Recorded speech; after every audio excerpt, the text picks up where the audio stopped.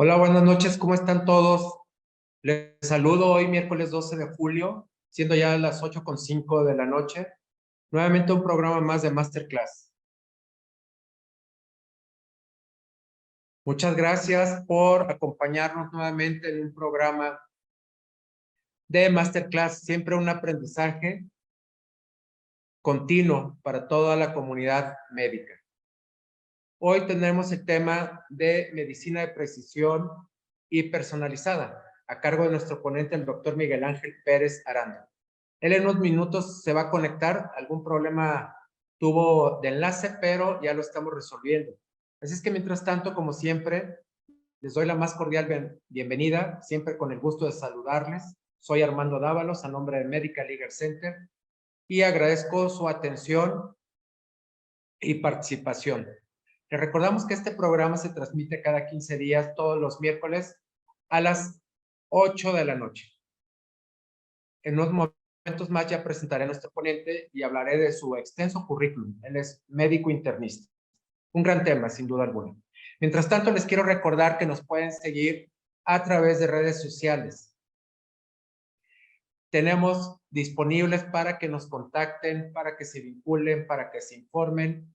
Tenemos Facebook, tenemos Instagram, tenemos TikTok, y también los invitamos a que participen en nuestra página www.medical legal center y busquen nuestro blog, siempre información interesante y fresca.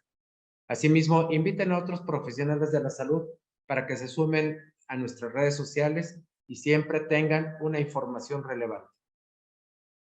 Por otra parte, Medical Legal Center continúa con su compromiso para poner a su disposición más de 25 temáticas que tienen que ver con todo el entorno jurídico, que cada día, sin duda alguna, nos ofrece una disyuntiva y nos invita a participar de una forma proactiva y preventiva para eliminar las situaciones de riesgo profesional. Así es que si usted es encargado de un grupo de médicos, es adscrito, jefe de alguna área, departamento, director médico, no dude en llamarnos o contactarnos para que de forma presencial o a través de esta plataforma vía Zoom podamos ofrecerles estas temáticas. Son totalmente académicas y tienen una duración de 30 a 40 minutos. El resto del tiempo, hasta completar los 60 minutos, lo dedicamos para tener una interacción con los asistentes y contestar a sus preguntas e inquietudes. Por favor, márquenos al 800-215-0818. También contacte a su representante de ventas o mándenos un correo a la dirección atención.mlc@gmail.com. Recuerden que atención es sin acento, atención.mlc@gmail.com, y con todo gusto, con 8 días de antelación, podemos programar este tipo de sesiones que son académicas y de gran valor agregado para su equipo de trabajo. Asimismo, como siempre, agradecemos a toda la República Mexicana y a los que se conectan también más allá de nuestras fronteras para hacer de este programa siempre participativo. Y les invitamos a que sus comentarios y preguntas nos las hagan a través del chat para que al final, al terminar la presentación del doctor, podamos tener nosotros sus comentarios, sus preguntas, y el doctor amablemente nos ayudará a dar respuesta a cada una de ellas. Como les decía, el doctor está teniendo alguna situación de actualización con su equipo y no debemos de tardar en tenerlo ya directamente conectado. Estoy revisando, denme un momento, por favor. Ver si ya está entrando al sistema. Bueno, me indican que en un par de minutos lo tenemos. Mientras tanto, les recordamos que Medical Legal Center también, siempre participativo, estamos generando cursos de práctica médica segura y peritaje. Tendremos próximas fechas la siguiente semana en Mérida, cordialmente invitados las personas que quieran estar ahí.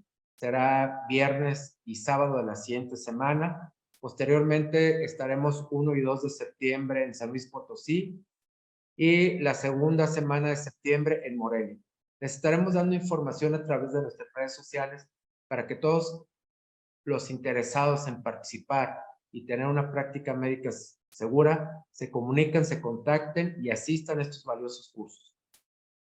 Asimismo, les decía que también aquellos que estén interesados en asesoría o adquirir y tener cartas de consentimiento informado o avisos de privacidad, también mándenos su correo a la dirección atención.mlc@gmail.com y con todo gusto estaremos dando cauce a esta situación.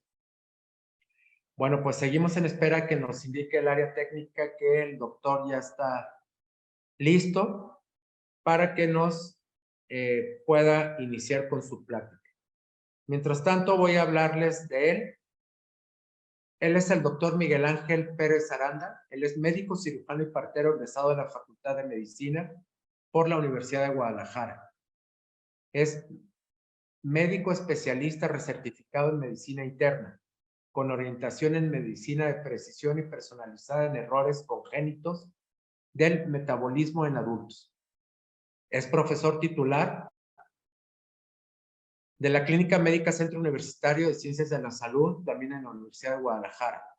Es investigador asociado del cuerpo académico de la UDG para el estudio de enfermedades genéticas, neurológicas y metabólicas de la Universidad de Guadalajara. Tan solo es una parte de su currículum, también ha estado como presidente de la Asociación de Medicina Interna del Estado de Jalisco, ha participado a nivel nacional y entonces en breve lo estaremos presentando. Muchas gracias, doctor Miguel Ángel. Muchas gracias a todos por la espera. Doctor Miguel Ángel, le damos las gracias por compartirnos este tema, su tiempo. Sabemos que tuvimos algún problema técnico, pero bueno, ya está resuelto.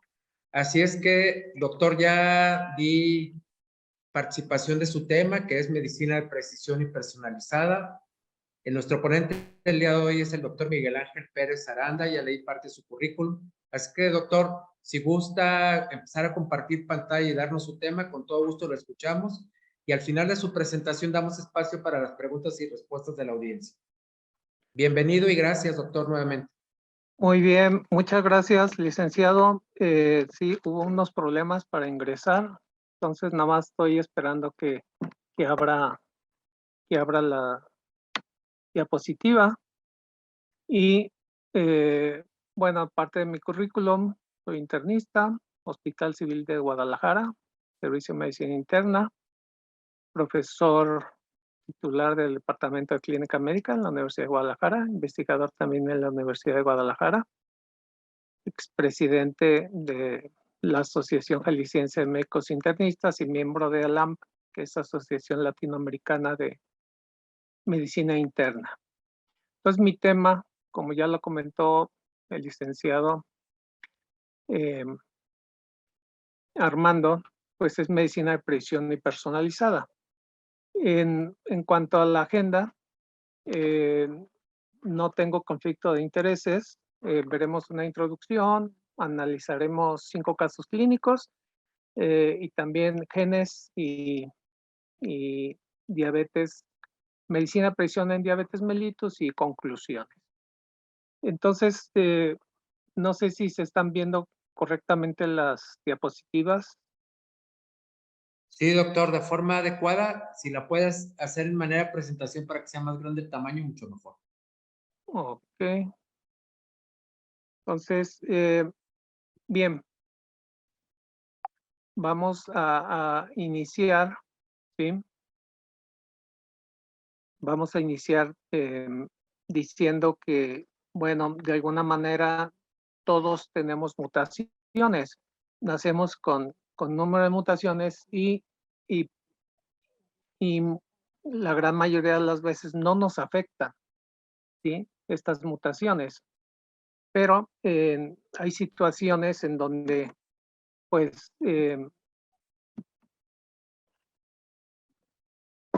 hay situaciones en donde sí nos generan problema. Entonces, somos más de 8,000 millones de habitantes y no existen 2 genomas 100% idénticos. Esto explica la variabilidad clínica también. Entonces, es importante que se entienda ese concepto, ¿sí? Y en cuanto a la definición de medicina de precisión y personalizada, hay una definición de los Institutos Nacionales de Cáncer en Estados Unidos, en donde dice que la medicina de predicción y personalizada es el tipo de medicina que usa la información de los genes, proteínas y ambiente de una persona con el fin de prevenir, diagnosticar y tratar una enfermedad. Es una definición muy completa, ¿sí? Y nos da un panorama. O sea, la medicina de predicción y personalizada involucra genes, ¿sí? También se le conoce como las 4 Ps, porque es predictiva, preventiva, participativa y personalizada. Entonces, todo esto inicia en 1998 y cuando la FDA autoriza el tratamiento con trastuzumab, que es un monoclonal, y el nombre comercial es el Herceptin, para bloquear el receptor del factor de crecimiento epidérmico humano en cáncer de mama. Y se les llamó HER2 positivos. Entonces, lo que tenían expresado este gen, las mujeres con la expresión de este gen, se les inició trastuzumab. ¿Sí? Vamos a ver cómo aplicamos la medicina de precisión personalizada ya en el día a día, ¿sí? Como médicos. Tenemos una paciente femenina, 30 años de edad, origen asiático, tiene neuralgia del trigémino, con 7 días previos presentó neuralgia del trigémino, se le inicia carbamazepina. Posterior a esto va a urgencias porque presenta lesiones, máculas, pápulas, eritema, aflictenas, bulas, desfacelación epidérmica. También le está atacando mucosas orales, así como su estado general. Tiene anemia, plaquetopenia, leucocitosis. Y una biopsia confirma lo que estamos pensando. Estamos pensando que tiene Steven Johnson. Y sí, tiene síndrome de Steven Johnson. Entonces, la paciente mejora y a su egreso se le realiza un perfil de farmacogenómico y se encontró que tiene positivo el HLA-B1502, que se asocia a Steven Johnson cuando das carbamazepina. Entonces, este pequeño caso clínico es para que entendamos que un estudio de genes de farmacogenómico, ¿sí? No nomás nos sirve en polifarmacia, no nomás nos sirve para saber si el medicamento que estoy utilizando es correcto, mi organismo lo va a metabolizar, lo va a utilizar adecuadamente, ¿sí? Sino también estamos haciendo prevención, ¿sí? Que es una de las 4 Ps. Entonces, si yo tengo positivo SHLA-B1502, no puedo utilizar carbamazepina. ¿Por qué? Porque voy a desarrollar Steven Johnson, ¿sí? Entonces, este es un caso clínico del doctor Bernard Esquivel y es el capítulo 1 de un libro de medicina de precisión que estamos participando como autores por parte del Colegio de Medicina Interna de México, que se presentará a fin de año en el Congreso Nacional. Bien, entonces, el estudio farmacogenómico, ¿sí?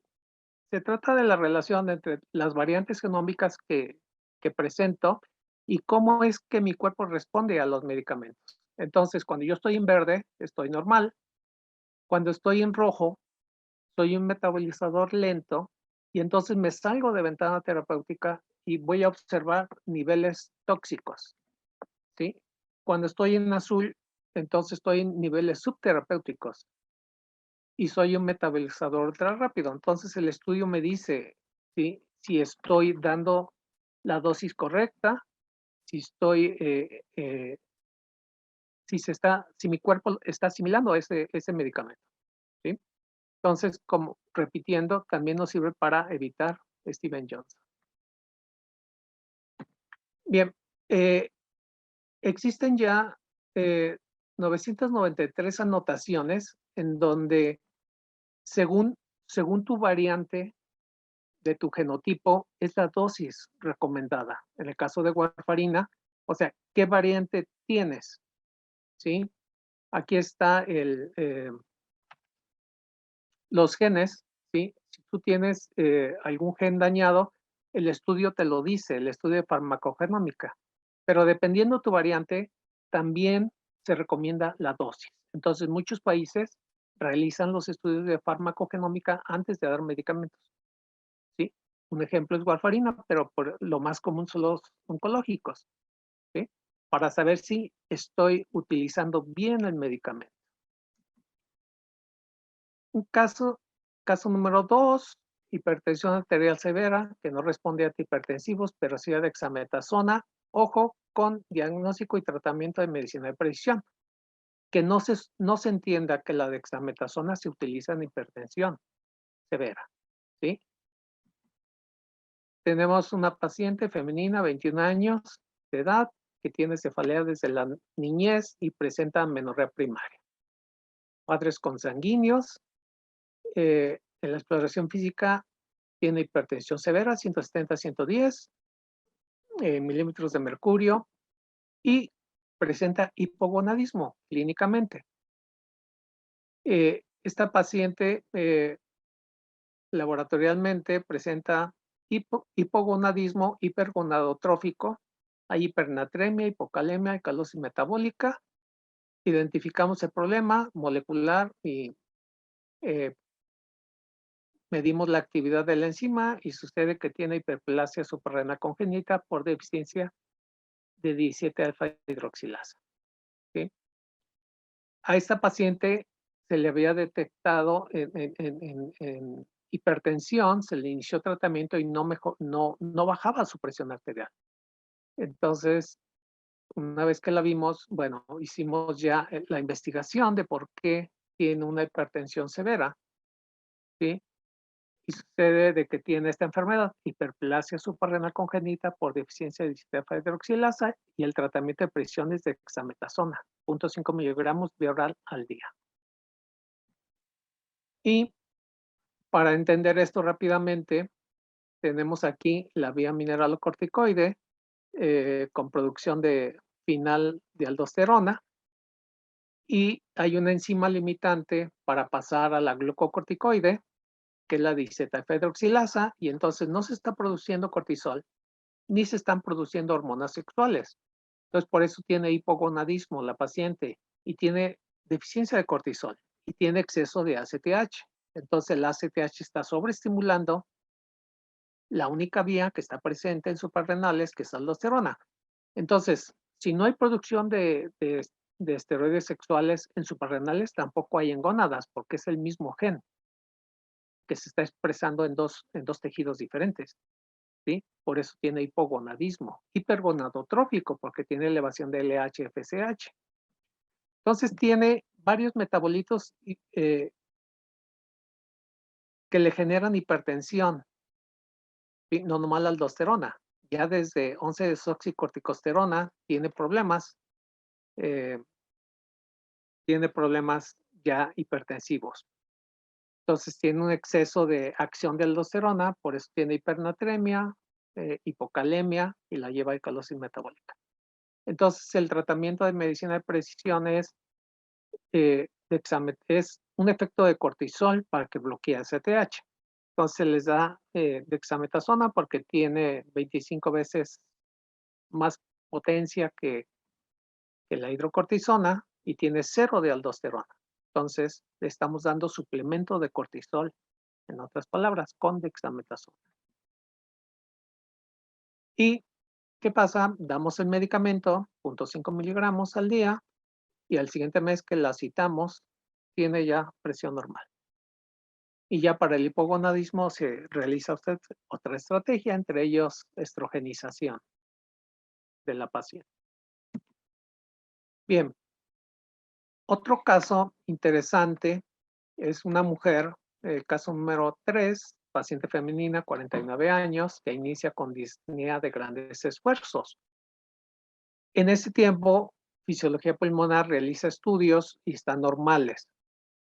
A partir de ahí es derivada a otras especialidades que como son cardiología, reumatología, alergología, ¿sí?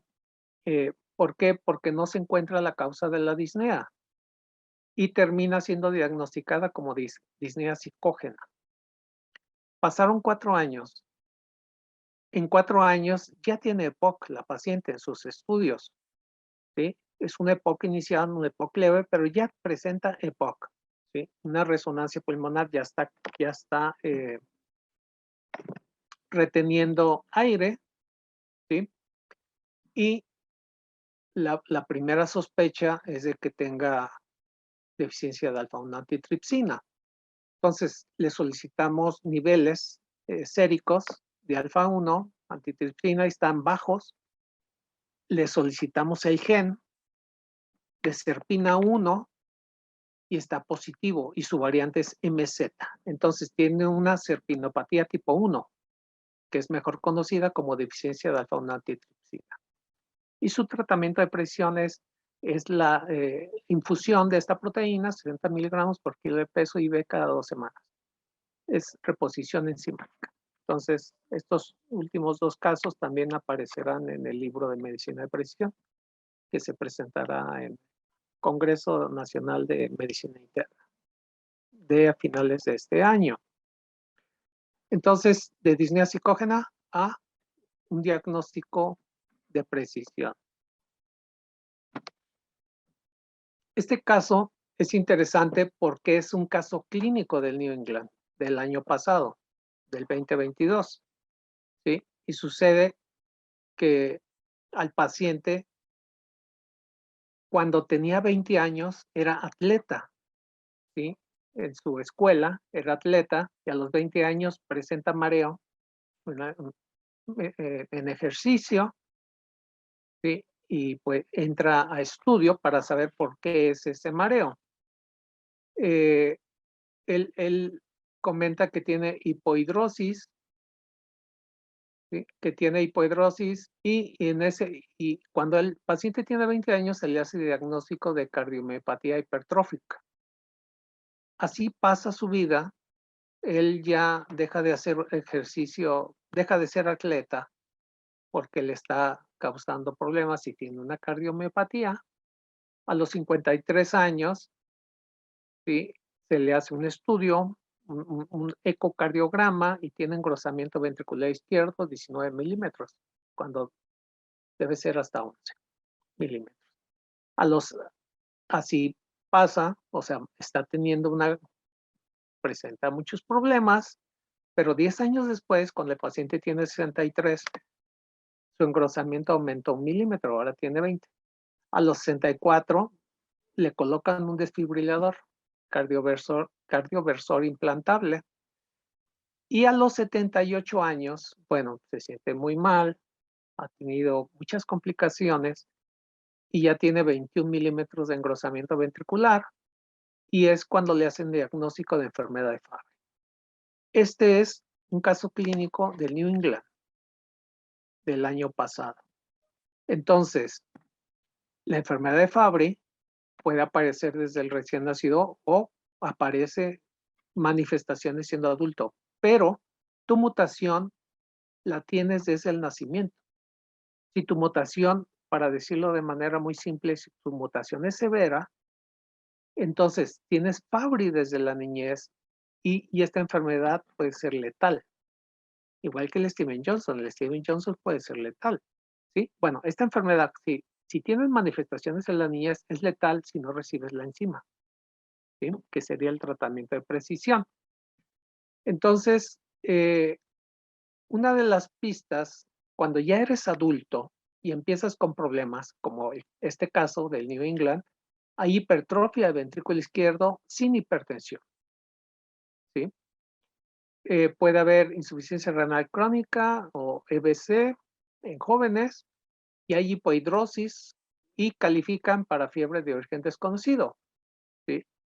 También puede haber cataratas, hay también dolor abdominal no quirúrgico y angioqueratomas. Los angioqueratomas es algo muy constante, ¿sí? Córnea verticillata también es algo muy constante, que es una especie como una imagen radiada, como si fuera una llanta de bicicleta, ¿sí? Que se observa con el endoscopio de hendidura, ¿sí? Y es una córnea radiada, es la córnea verticillata. Entonces se les debe dar enzima ¿sí? De reemplazo. Aljacidasa alfa o beta, 1 miligramo por kilo, intravenosa en infusión cada 15 días. ¿Sí? Esta enfermedad es sistémica y obviamente no es fácil diagnosticarla. ¿Por qué? Porque si ven, este caso fue diagnosticado siendo un paciente en edad geriátrica, ¿sí? En edad geriátrica. Entonces, y tiene una enfermedad congénita. Por lo tanto, las enfermedades genéticas o los errores innatos o errores congénitos del metabolismo no necesariamente aparecen en la niñez. Cuando aparecen en la niñez es la versión grave, pero en el adulto la versión de esta misma enfermedad es más lenta, ¿sí? Y esto complica mucho. Tenemos que hacer análisis de genes para poder hacer diagnóstico. Esta otra es una imagen que apareció en New England, que es la imagen en papel arrugado, y brevemente se describe que es un masculino, 73 años, y todo empezó hace un mes, cuando nota fatiga y dolor óseo difuso. Laboratorialmente tiene pancitopenia, una resonancia demuestra osteonecrosis de húmero y fémur, le toman un aspirado de médula ósea y aparece la imagen en un macrófago de papel arrugado, ¿sí? Que es característico de enfermedad de Gaucher. Entonces, enfermedad de Gaucher genera esplenomegalia, ¿sí? Enfermedad de Pompe, cardiomegalia, ¿sí? Fabry, crecimiento ventricular izquierdo, angioqueratomas, o sea, son enfermedades multisistémicas y aquí otra vez, 73 años de edad, está en edad geriátrica y fue diagnosticado hasta entonces. Entonces, ¿cuántas veces no ha ido al médico y no se le ha hecho diagnóstico? Porque además no son enfermedades fáciles de diagnosticar, pero necesitamos pensarlas, ¿sí? La posibilidad de que nos podemos encontrar una enfermedad congénita a esta edad.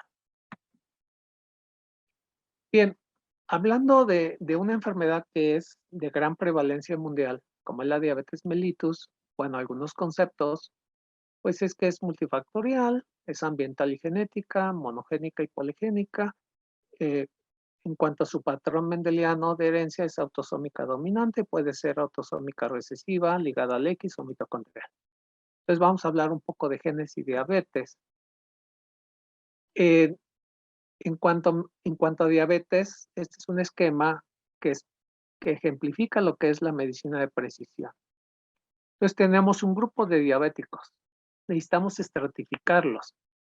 Y ya estratificados, pues tenemos 4 tipos de diabetes. La tipo 1, la tipo 2, la gestacional y otros tipos de diabetes. ¿Sí? Ya que está estratificado, si yo quiero personalizar, entonces tengo que hacer medicina de precisión. Siempre hemos individualizado los tratamientos, pero es diferente. Personalizar es exactamente, este medicamento es el que tú necesitas. ¿Por qué? Porque ya te analicé genes. ¿Sí? Bien, estos son algunos subtipos. Este es tipo 1. Genes ya identificados de tipo 1. Entonces, por ejemplo, la diabetes mellitus tipo 1, subtipo 2, es donde está afectado el gen de la insulina y es autosómica dominante. Pero tenemos una autosómica recesiva, que es la tipo 1, subtipo 1. ¿Sí? Y si ven, hay 24 tipos de diabetes insulino dependiente la tipo 1. Hay 24 subtipos. Un tipo muy interesante es el tipo 22, que ese gen, el gen es el CCR5, que está implicado en SIDA, ¿sí? También se le cae a esta proteína, es el CD195, ¿no? Este es interesante porque fue donde se hizo edición de ADN por primera vez en el humano, ¿sí? Aquí tenemos el receptor, el CD4, el CCR5, que es un cofactor para que se internalice el virus. Entonces, generalmente este gen es en fases agudas y en fases crónicas se utiliza como cofactor el CXC CCR4. Bueno, cuando tú bloqueas con Maraviroc, que es un antagonista de ese receptor, del receptor de CCR5, ¿sí? Mejora el SIDA, ¿sí? Porque ya no se internaliza el virus, pero aparece diabetes mellitus tipo 22. Entonces, se bloqueó, por primera vez se hizo edición de ADN en humanos, que no está permitido, y un investigador chino lo que hizo fue generar una mutación en este gen, CCR5, ¿sí? Y al generar esa mutación, ¿sí? Nacieron un par de gemelas, una es homocigota, otra es heterocigota. La heterocigota pues, tiene una mutación y la homocigota tiene 2 mutaciones en sus 2 genes, entonces nunca le va a dar SIDA a la homocigota, y la heterocigota puede darle SIDA, pero de manera leve, pero tienen otros problemas, o sea, quedan suprimidas para otros virus, ¿sí? Y además van a desarrollar diabetes tipo 1, subtipo 22. El investigador chino lo hizo con edición del ADN utilizando CRISPR-Cas, ¿sí? Y los CRISPR-Cas, bueno, les dieron el premio Nobel de Química en el 2020 a Manuel Carpenter y Jennifer Doudna, porque desarrollaron un método para editar el genoma. Entonces, ese método que ellas describen lo utiliza el investigador chino y su universidad lo dio de baja y terminó en la cárcel. El investigador, ¿por qué? Porque no está permitido la edición en humanos. Bueno, esto es la genómica de la diabetes tipo 1 autosómica recesiva. Entonces, vean la gran cantidad de interacciones que tiene un solo gen afectado, ¿sí? Entonces, la genómica es el entendimiento del gen y cómo interactúa con otros genes, ¿sí? No es o sea, un gen está dañado, pero ese gen tiene gran interacción. Estos son ejemplos de diabetes mellitus tipo 2 y los genes ya identificados. Aquí vale la pena poner atención en el gen diabetes mellitus tipo 2, ¿sí? El TCF7L2 es el sexto, el sexto gen que produce diabetes tipo 2, y aquí dice Andis. Ahorita lo vamos a revisar. Entonces, por aquí hay unos MODIs, ¿sí? Diferentes MODIs, pero este de Andis no lo pierdan de vista. El otro gen interesante es el número 5, uno arriba, factor 1 beta hepático, ¿sí? Que es uno de los principales genes aquí en México, ¿sí? Bien, entonces, si ven, estos ya son genes tipo 2 que dan susceptibilidad, y otros, los últimos 3 son de resistencia a insulina. El último es resistencia severa a insulina. Esta es la genómica del tipo 2, por eso se dice que es multifactorial la tipo 2. Vean la gran interacción que tiene con genes, ¿sí? Es una enfermedad poligénica la tipo 2, a menos que sea MODI, que sea ya un gen dañado, ¿sí? Y aquí eh, tenemos el factor nuclear 4 hepático, tenemos el factor nuclear eh, eh, la MODI2 es glucosinasa y la MODI3, factor nuclear hepático 1 alfa. Este es el gen que más predomina en México según un estudio hecho en el 2014, ¿sí? En donde también se estudiaron en otras regiones de Latinoamérica y sucede que este es el gen más común que genera diabetes tipo MODI, ¿sí? Y es sensible a sulfonilureas, mientras que el Andis es negativo a sulfonilureas. Este es el gen que más predomina en México y vean, no nomás está afectado el gen, interactúa con otros genes. Bien, en el 2018, la ADA y la la Asociación Europea de Diabetes crean lo que se llama la Iniciativa de Medicina de Precisión en Diabetes, o PMDI. ¿Sí? ¿Por qué? Porque quieren hacer medicina de precisión. La medicina de precisión, o sea, la medicina está evolucionando a medicina de precisión. Entonces, esto no escapa a la diabetes. Ya desde el 2018, las dos principales asociaciones se unen para hacer este esfuerzo de medicina de precisión y ahorita está corriendo la fase 2. ¿Sí? El próximo año entra la fase 3 y seguramente las nuevas guías de la ADA y europeas que vienen a ser las mismas guías. ¿Por qué? Porque ya están fusionados, ya están investigando lo mismo, ya tienen una coordinación. Seguramente estas guías nos van a decir, necesitas analizar este o este gen, dependiendo de la región, ¿sí? Entonces, aquí tenemos unos genes que predominan en Europa y otros genes que predominan, ¿sí? Y este estudio es muy interesante. Este estudio fue hecho en el 2018 en Scania. Scania es una región entre Suecia y Finlandia, y este es el proyecto ANDIS, por las siglas en inglés, ANDIS, All New Diabetics in Scania. Proyecto ANDIS. Este proyecto son 5 estudios, 5 cohortes suecos y finlandeses, con casi 9,000 pacientes, más de 5,000 hombres, más de 3,000 mujeres, y agrupan 5 subtipos de diabetes del adulto tipo 2, ¿sí? Y utilizan 6 variables. Entonces, ¿qué encontraron? Uno de los estudios analizó genes y se dan cuenta que su principal gen que está generando diabetes tipo 2 es el TCF7C2, ¿sí? Es el más presente.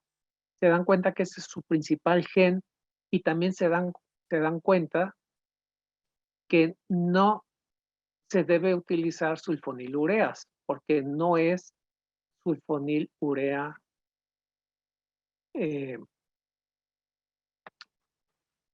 no es positivo a sulfonilureas, o sea, no funcionan los sulfonilureas. Entonces, todos los pacientes que se inició tratamiento con sulfonilureas y tienen ese gen presente, ¿sí? No va a mejorar su diabetes, así de sencillo.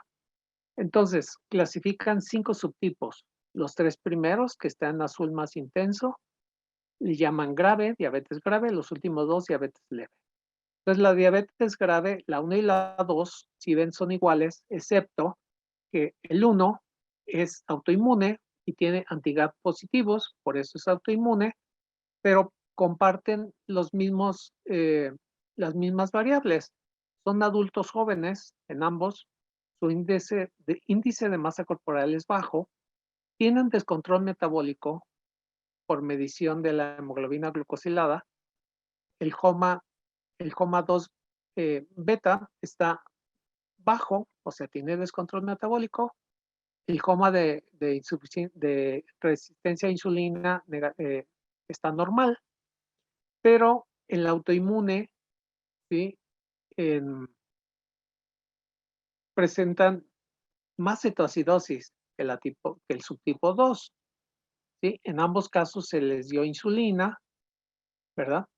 Pero en la tipo 1 se asoció el autoinmune al subtipo 22, ¿sí? Lo que hablábamos del gen que fue editado. Lo grave de la edición de estos genes es que son heredables, ¿sí? Son problemas heredados que tú los transmites a las siguientes generaciones. Bien, también encontraron que el locus para el autoinmune es el HLA que está positivo, como se esperaba, ¿sí?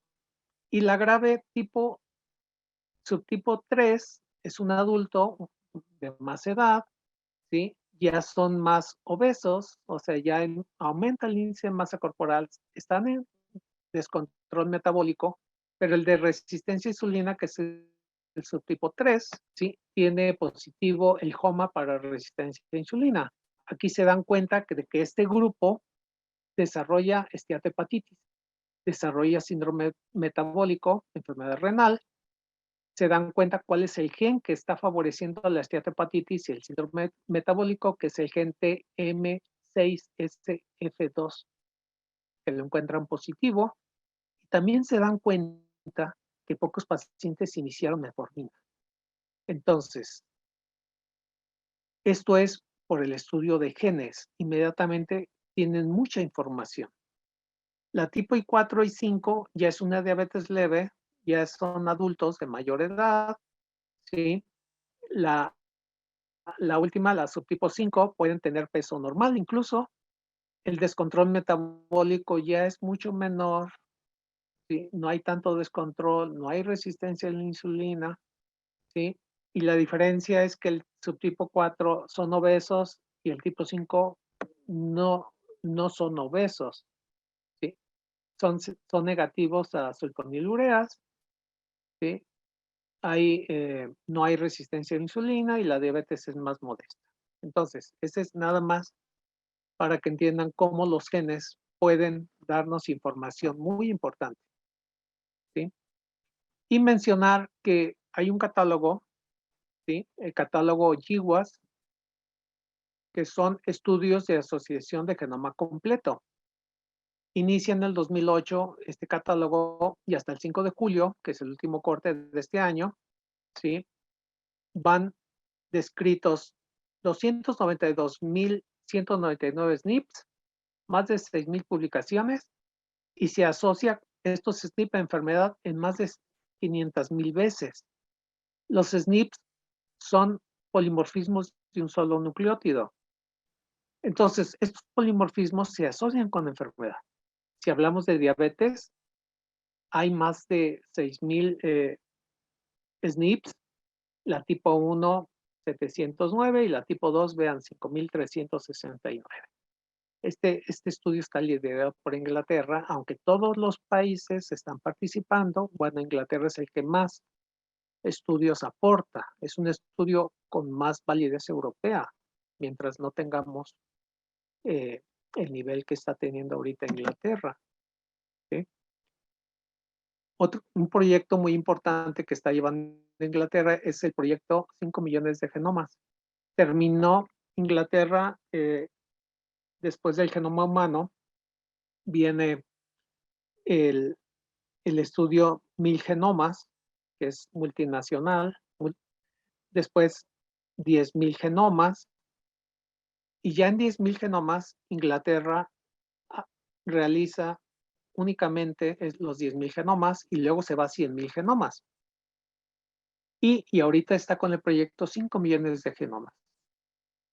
Bueno, lo que les quiero decir es que Inglaterra, a través de Genomics England, esto lo hace el Servicio Público de Salud. Les hacen genomas completos a los recién nacidos. ¿Por qué? Porque dicen que es más fácil analizar genoma completo a un recién nacido que hacerles un tamiz metabólico, ¿sí? Neonatal. Están genotificando cáncer de difícil tratamiento, hacen genoma completo al paciente, genoma completo a una biopsia del tumor, al cáncer, y hacen genomas completos en suero para ver lo que se llama biopsia líquida. Y están incluyendo en la práctica diaria, en la práctica clínica, cualquier enfermedad grave de difícil tratamiento, le realizan genoma completo. Entonces, algo importante de destacar que en 1977, Frederick Sanger, bioquímico británico, ganó 2 veces el Nobel. Su primer Nobel lo ganó en 1958 porque en el 53 determinó la secuencia de aminoácidos de la insulina. O sea, punto por punto, dijo qué aminoácido correspondía de la insulina y gana el Nobel. En el 75 desarrolla el método Sanger para secuenciar ADN. Esto se hacía manualmente. En el 77 fue el primero que manualmente secuenció un genoma completo de un bacteriófago, el FIX174, y gana su segundo Nobel en 1980. Entonces, el método Sanger se sigue utilizando hoy en día, pero ahora ya se hace automatizado, de tal manera que un genoma completo se puede hacer en un día. Utilizan el método Sanger, pero ya actualizado. Eso lo hacen los secuenciadores llamados de próxima generación, que son muy potentes, ¿sí? Y eh, algo para comentar, en el 2019, esta bioquímica húngara, ¿sí? Katalin Karikó, se le considera la madre de la vacuna anti-COVID, pero su real aportación es que supo suprimir la inmunogenicidad del ARN, lo que permite el uso terapéutico del ARN mensajero. ¿Sí? Ese es su gran aporte y seguramente va a ganar el Nobel. Bien, de tal manera, como conclusiones, bueno, el análisis de genes está impactando en diagnóstico y tratamiento de precisión en la medicina interna, en todas las áreas. Esto inició en oncología. Donde más se utiliza el diagnóstico de presión, tratamiento de presión es oncología, pero todas las áreas hoy en día se están viendo impactadas por la medicina de precisión. Y la secuenciación de genoma completo, biobancos de genes, están revolucionando la visión de la enfermedad. Y esto es lo que algunos investigadores comentan de que lo que debe pasar en el 2030, ¿sí? Se dice que para entonces, para el 2030, los cortes longitudinales deben ser mundiales. Eh, Debe haber inclusión, diversidad, mayor utilización del Big Data, la inteligencia artificial, todo en privacidad y confianza. Debe estar ya más estudiada la fenómica y medio ambiente, el medio ambiente, la epigenética, y la fenómica, medio ambiente o epigenética o epigenómica, ¿sí? La fenómica son todos los fenotipos que presenta una célula o una clona celular, ¿sí? Que es diferente a la genética. Entonces, es saber exactamente qué genes se prenden en las diferentes clonas del organismo. La historia clínica electrónica, bueno, ya en muchos hospitales se está dando, pero lo que es realmente difícil es introducir la genómica clínica, ¿sí? De rutina. Bueno, eso se piensa que va a ser posible en el 2030, pero la noticia que les tengo que dar es que Inglaterra lo hace hoy en día. Todo esto lo está haciendo hoy en día. Hace sus propios cortes, sus propios estudios, ¿sí? Pero todo esto que se espera para el 2030, Inglaterra hoy en día lo realiza, ¿sí? Bien, este es mi hospital, el antiguo Hospital Civil de Guadalajara, Fray Antonio Alcalde, que inició labores en 1794, y concluyo mi presentación y que muchas gracias por su atención y quedo abierto a preguntas.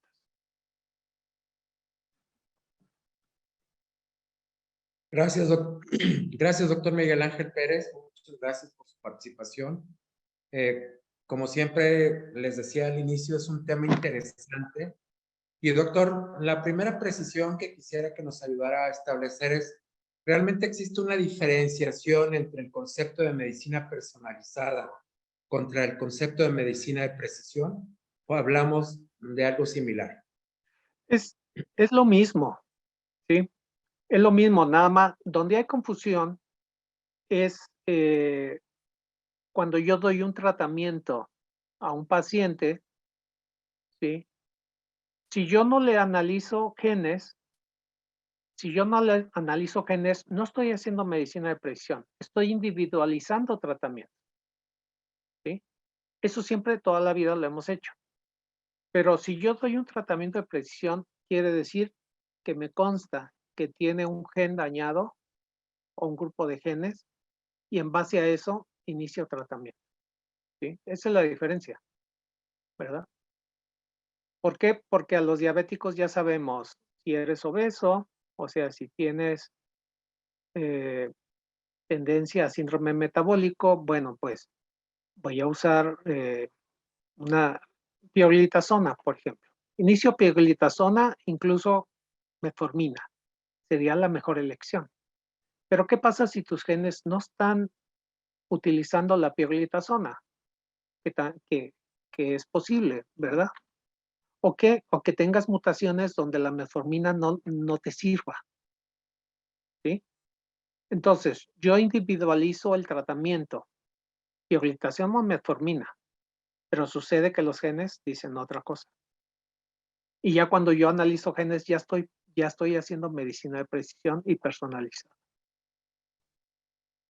Ok, entonces podríamos decir, en mi caso, que no soy médico, que hablando de medicina de precisión, hay un estudio genético y también un estudio genómico.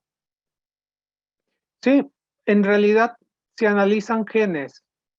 Entonces, lo ideal es que tuviéramos genomas completos. Lo que pasa es que son muy costosos, ¿sí?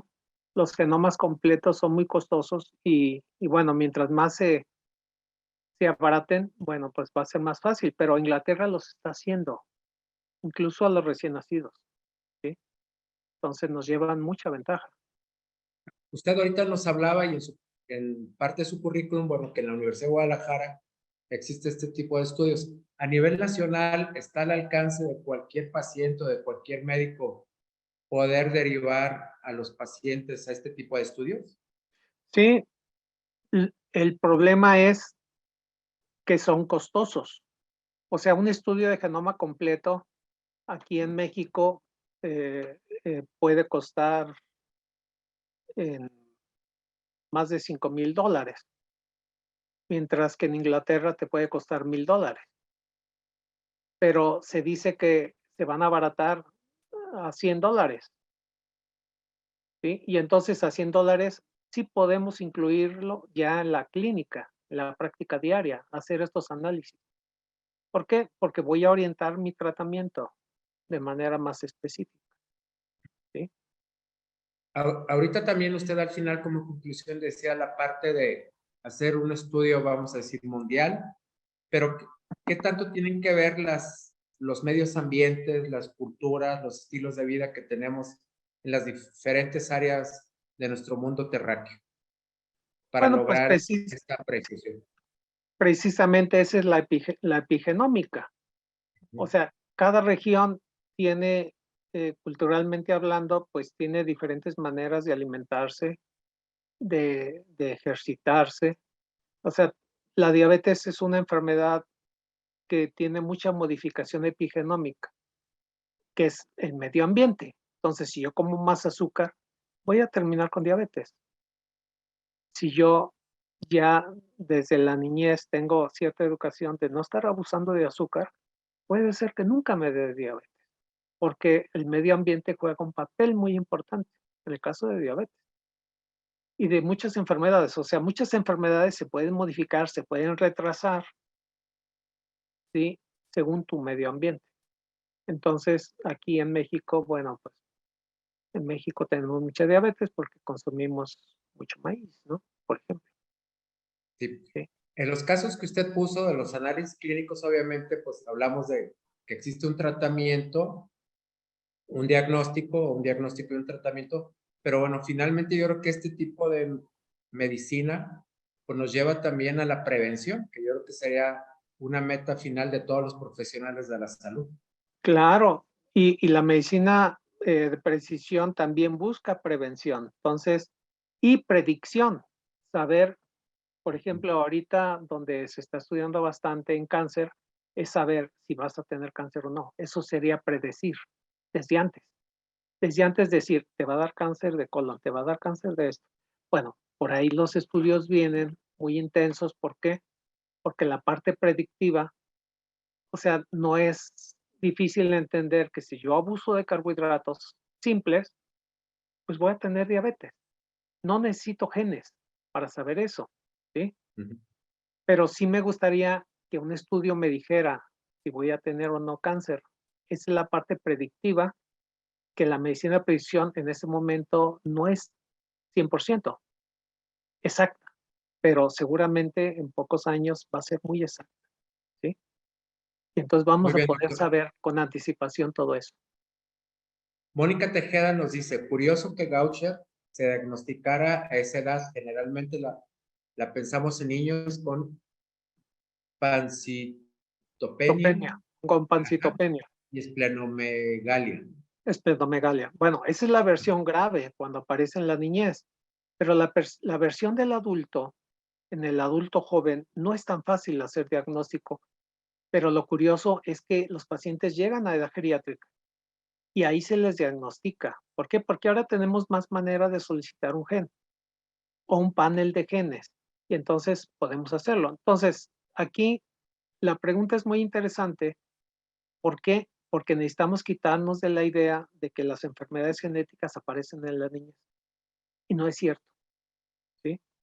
Aparecen también o detonan, no es que aparezcan, sino que clínicamente se manifiestan siendo adultos, pero la mutación nació con ella, pero la mutación no es tan severa, le permite vivir, ¿sí? Eh, tenemos información de enfermedad de Pompe, que cuando esa enfermedad aparece en la niñez, mata a los niños, los mata literalmente si no reciben tratamiento, que es una enzima, ¿sí?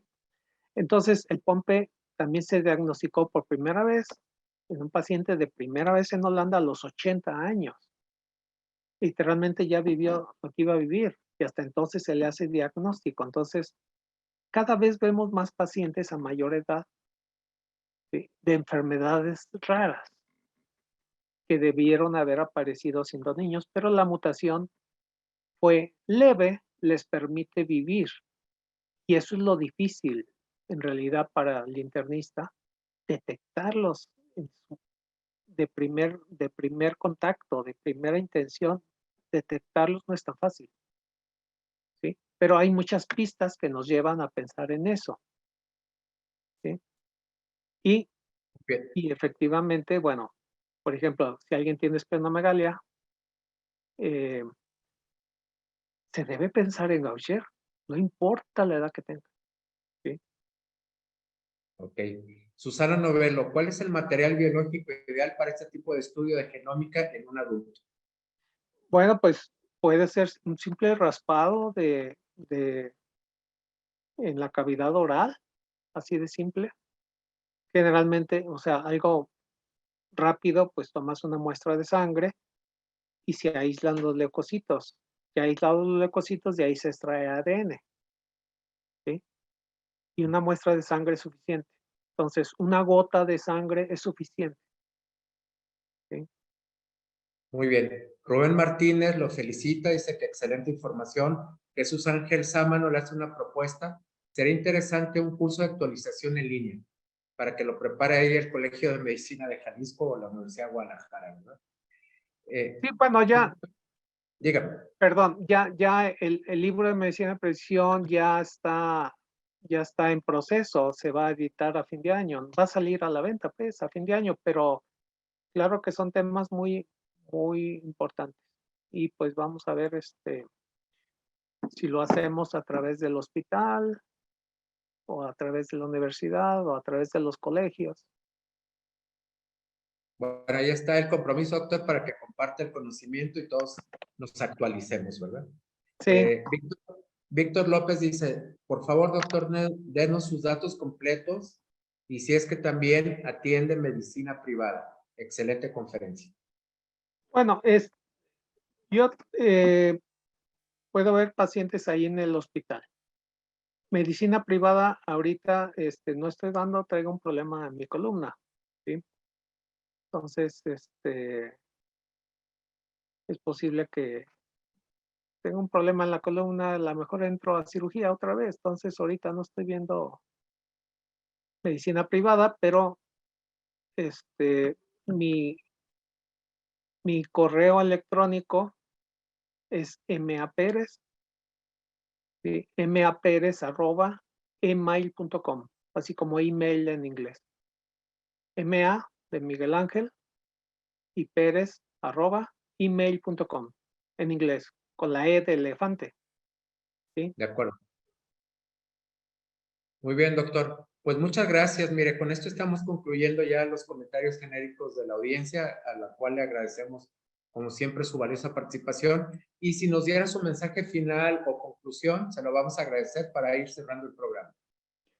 Pues la conclusión es de que la medicina de precisión involucra estudio de genes y cada vez necesitamos incorporarlos a la clínica, al diario, ¿sí? Los genes. Entonces va a llegar el momento que esto va a ser mucho más accesible económicamente, pero necesitamos también estar preparados, ¿sí? Con toda esta información para darle un buen uso, ¿sí? Lo otro es que o sea, no nomás se diagnostican enfermedades genéticas, ¿sí? Se diagnostica cualquier enfermedad con este enfoque de genes. Entonces, sí, esperamos que en poco tiempo ya se abaraten y los incorporemos, así como pedimos un estudio de sangre, pues ese mismo estudio, esa misma sangre nos sirve para un estudio de genes. Y también estoy recibiendo aquí muchas felicitaciones y pues muchas gracias también a ustedes, ¿no? Y a usted, licenciado, por la invitación. No, pues muchas gracias, doctor, porque como ustedes y todos los ponentes lo hacen, el único fin que ustedes persiguen sin ningún afán de lucro es compartir su conocimiento, darnos parte de su tiempo, lo cual siempre agradecemos y valoramos de sobremanera.